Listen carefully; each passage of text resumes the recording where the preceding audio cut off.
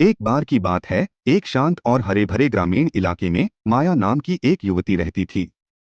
माया अपने जीवन के एक चौराहे पर थी। एक कठिन निर्णय का सामना कर रही थी जो उसके दिमाग पर भारी पड़ रहा था। उसके दिन अनिश्चितता और झिझक से भरे हुए थे क्योंकि वह सोच रही थी कि कौन सा रास्ता अपनाए। वह स्पष्टता और मार्गदर्शन के लिए तरस रही थी। प्राचीन शिक्षाओं के ज्ञान में सांत्वना की तलाश कर रही थी। एक सुबह उत्तरों की गहरी लालसा से प्रेरित होकर माया एक हरे भरे जंगल से होकर यात्रा पर निकली। छतरी से छनकर आ रही सूरज की रोशनी घुमावदार रास्ते पर एक हल्की चमक बिखेर रही थी जो उसे पेड़ों के बीच बसे एक प्राचीन मंदिर तक ले गई। ऐसा कहा जाता है कि यहाँ एक राजसी पेड़ की पवित्र शाखाओं के नीचे कोई भी व्यक्ति स्वयं भगवान कृष्ण से ही सांत्वना और ज्ञान प्राप्त कर सकता है।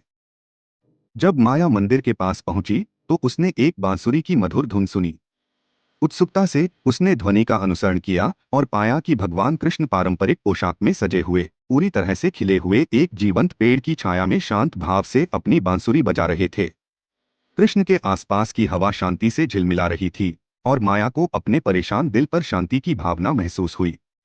झिझक के साथ माया कृष्ण के पास गई और अपने दिल की बात कह दी, अपनी दुविधा और उसके कारण उसके भीतर पैदा हुई उथल पुथल को कबूल किया। कृष्ण ने धैर्यपूर्वक सुना, उनकी आंखें करुणा और समझ से भरी हुई थीं।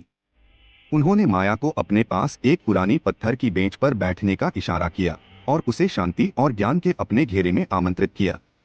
माया, कृष्ण ने धीरे से कहा, उनकी आवाज में सदियों का ज्ञान था, जीवन में हर रास्ता हमें विकल्प देता है, लेकिन तुम्हारे भीतर स्पष्टता और सच्चाई की कुंजी छिपी है।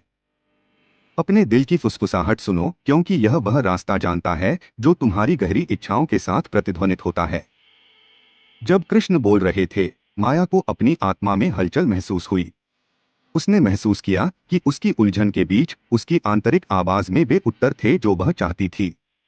कृष्ण ने माया को भरोसा, आस्था और अपने सच्चे आह्वान का पालन करने के साहस पर गहन शिक्षाओं के माध्यम से मार्गदर्शन करना जारी रखा। उन्होंने अपनी शिक्षाओं को बहती नदियों और खिलते फूलों के रूपों के साथ चित्रित किया, जिनमें से प्रत्येक जीवन की यात्रा और उसके प्रवाह पर भरोसा करने में पाई जाने वाली सुंदरता का प्रतीक है। प्रत्येक शब्द के साथ माया को अपने अंदर स्पष्टता की भावना महसूस हुई। उसने समझा कि आंतरिक ज्ञान और विश्वास द्वारा निर्देशित ईमानदारी और निष्ठा के साथ निर्णय लेने से उसे पूर्णता और शांति मिलेगी।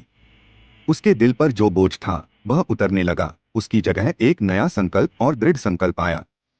कृष्ण के मार्गदर्शन के लिए आभारी माया ने उनके सामने गहराई से सिर झुकाया। उसका दिल कृतज्ञता से भरा हुआ था और उसका दिमाग उद्देश्य से स्पष्ट था।